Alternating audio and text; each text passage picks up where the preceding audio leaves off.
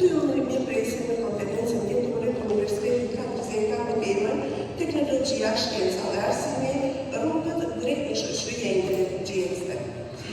Kjo konferencë vendore përfaqëson një pikë takim të rëndësishëm dhe një platformë shkëmbimi për studiues nga rajoni, nga bota, të cilët ndojnë punimet e tyre rrojat kërkimore praktike në fushat të ndryshme si teknologjia, informacioni, arsimi, drejtësia, ekonomia, matematika dhe shkenca sociale.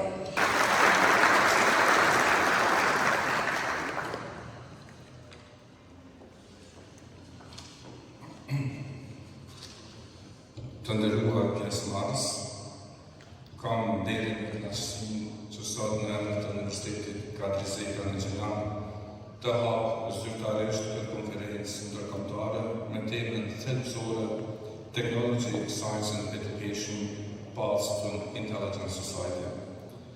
Kjo konferencë nuk është thjesht një takim mes akademikësh dhe studiuesish, por një moment reflektimi, një çast kur të gjithë duhet të ndalemi për pak nga rutina e përditshme dhe të pyesim veten ku po shkojmë si shoqëri dhe çfarë roli ka teknologjia, shkenca dhe arsimi në drejtimin e këtij transformimi. Të nderuar kolegë, të ftuar dhe të respektuar mysafirë. Me lejoni që me respekt të veçantë të përshëndes profesorin Deri Mrexha për kontributin konkret në zhvillimin e teknologjisë dhe dijes në vend, Zotin Nader Vishi për kontributin përmes Erasmus në përmirësimin e arsimit të lartë, Zonin Venera Luni në promovimin e bashkëpunimit ndërkombëtar në arsimin e lartë, Zotin Lek Sokoli nga Universiteti Aleksandër Mosiu për bashkëpunim ndërshqiptar që rrit vlerën e përbashkët akademike. Një mirëseardhje e veçantë për profesorët, studiuesit, studentët dhe të gjithë të pranishëm që kontribuojnë në ndërtimin e një narrative të re për shoqërinë tonë. Të dashur kolegë, shoqëria moderne po transformohet në një ritëm të pashembull. Ne po hyjmë në një epokë ku inteligjenca njerëzore po kombinohet me inteligjencën artificiale, ku dijet nuk transmetohen vetëm nga mësuesit të nxënësit, por edhe përmes algoritmeve, sistemeve të automatizuara dhe analizës së të dhënave në kohë reale.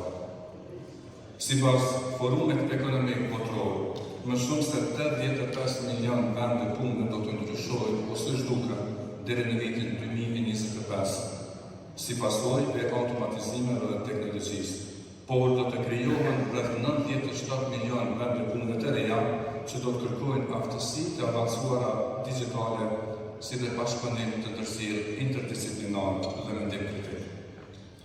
Arsimi nuk është më një proces linear. Platforma si ChatGPT, por jo vetëm, të zhvilluara nga OpenAI, janë tashmë në mjete që përdoren jo vetëm nga studentët e IT-së, por edhe nga studentët e mjekësisë për të stimuluar diagnoza, nga juristët për të analizuar dokumente ligjore, nga ekonomistët për të modeluar tregjet dhe madje nga artistët për të krijuar vepra unike artistike. Shembuj si këto nuk tregojnë vetëm një përparim teknologjik, apo tregojnë edhe për shtatshmërinë e mendjes njerëzore për të ndërtuar një shoqëri inteligjente, ku dija nuk kufizohet më nga klasa, manualet apo orët e leksioneve. Por ku e luan rolin shkenca në këtë pjesë? Shkenca nuk është më vetëm gjeneruese e teknologjisë, ajo është garancia e vërtetësisë, integritetit dhe qëndrueshmërisë së dijes. Në një kohë kur përmbajtjet shpërndahen në mënyrë të pakontrolluar, shkenca është referenca jonë për të dalluar të vërtetën nga opinioni, mashtrimin nga realia, inteligjencën njerëzore nga ajo e gjeneruar artificiale. Iniciativa ndërkombëtare për Open Science dhe bashkëpunimet në kërkime të hapura janë duke krijuar një ekosistem global ku dijet janë më të arritshme, të hapura dhe më të ripërdorshme për të gjithë. Pra, edukimi është platforma mbi të cilën ngrihen këto dy forca, teknologjia dhe shkenca. Një sistem arsimor që sheh teknologjinë si mjet dhe jo si qëllim, dhe që sheh shkencën si metodë dhe jo vetëm si rezultat, është një sistem që rrit qytetarët e aftë për të jetuar për të menduar dhe për të kontribuar në një shoqëri inteligjente. Sipas të dhënave të OECD-s, nxënësit që trajnohen për të përdorur teknologjinë në mënyrë kritike kanë rezultate më të larta në aftësi të zgjidhjes së problemeve, krahasuar me ata që vetëm përdorin mjete tradicionale. Kjo konferencë me temat e zgjedhura për sesionin plenar dëshmon këtë orientim tonë. Profesor Dr. Fiorenza De Rio do të ketë një analizë kritike mbi algoritmin dhe pabarazinë shoqërore, ku nafton të kuptojmë ndikimin e të dhënave në drejtësinë sociale. Profesori Rifat Shkrek që do të përdor idenë se integriteti institucional është themel i çdo përparimi të çëtueshëm arsimor.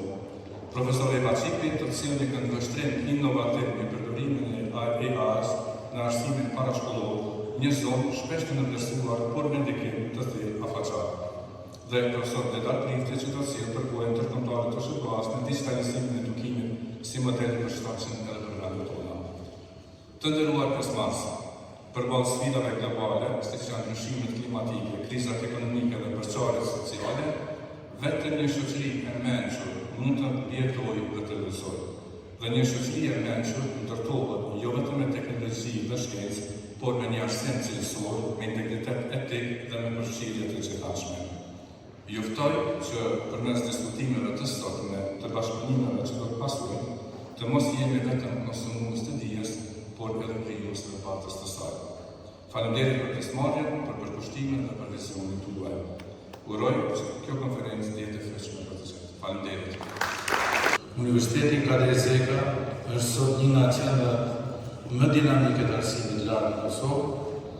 Përmes punës balore, përkushtimit, ky institucion është shndruar një partner të rëndësishëm në zhvillimin ekonomik bashkëkombëtar dhe më gjerë. Duhet shpreh vlerësimin tim të veçantë për leadershipin e këtij institucioni që ka ditur të ndërtojë bashkëpunime, të forcojë standarde ekonomike dhe të krijojë hapësira të reja për studentët dhe studiuesit. I'd like to congratulate Kadri Zeka University on this matters, gathering international people, as well as the motto is the science, technology, and education that fits our future of expectation, of course. Universiteti Kadri Zeka ka shënuar një progres gjatë viteve prej fillimit në një ngritje që matë tani me përvo me 3 prej metrikave të maksimme që matë universitete nga tonë jashtë tonë 500 dhe vitin e kaluar apo këtë vit ishte një prej numrave më të mirë, 15.000 diçka me rënditje motorore, por kjo është i pamjaftueshëm për të dalë prej kësaj pozite, sikurse në çdo sistem tjetër fizik duhet më shumë energji. Kjo energji i vjen më shumë buxhet, më shumë financa, më shumë mbështetje. Prandaj, që Universiteti Kadri Zeka të lëvizë më shumë, ne kemi nevojë për më shumë buxhet. Në fund, konferenca si kjo padyshim i kontribon edhe këtij rangimit ndërkombëtar. Dhe unë uroj që ju gjithë prezantuesit të kësaj konference keni sukses në prezantimet tuaja, ta vazhdoni ta ngjallni mendimin kritik, mendimin kreativ dhe si të tillë ta vazhdoni ta përcjellni edhe te studentët tuaj. Në këtë epokë të transformimeve të shpejta teknologjike, roli i shkencës, siç e tha profesor Berimi, dhe i arsimit nuk është thjesht prodhim inovative, por kultivi i urtësisë. Teknologjia na ofron mjete të reja për të kuptuar botën, por vetëm përmes një arsimimi të thellë dhe gjithëpërfshirës mund ta përdorim atë për të krijuar një shoqëri më të drejtë, më të qëndrueshme dhe më të ndërgjegjshme.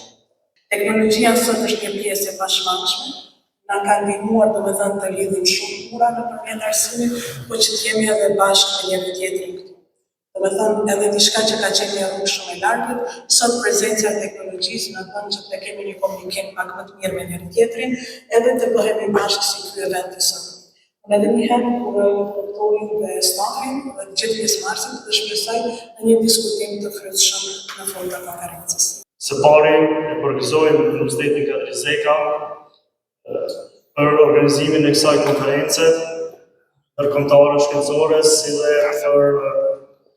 për zgjedhjen e një teme mjaft të rëndësishme dhe relevante: teknologjia, shkenca, arsimi, rrugët drejt një shoqërie inteligjente.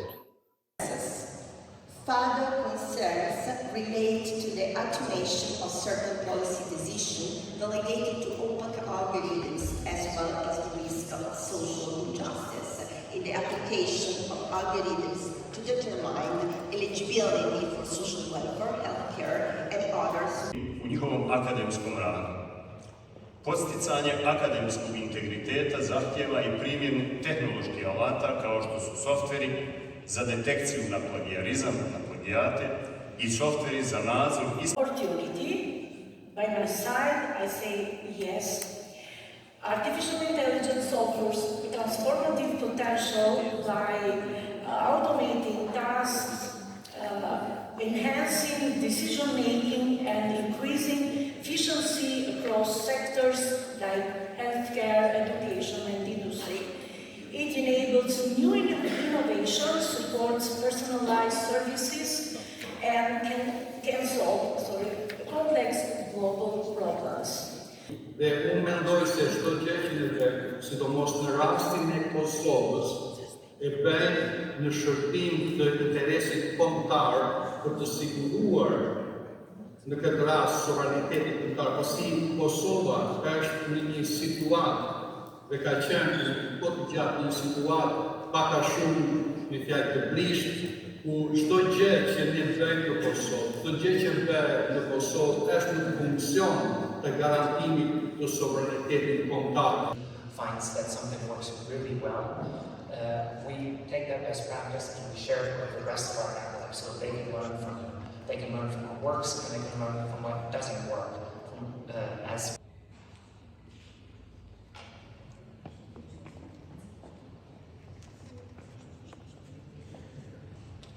Dear Declan, dear colleagues,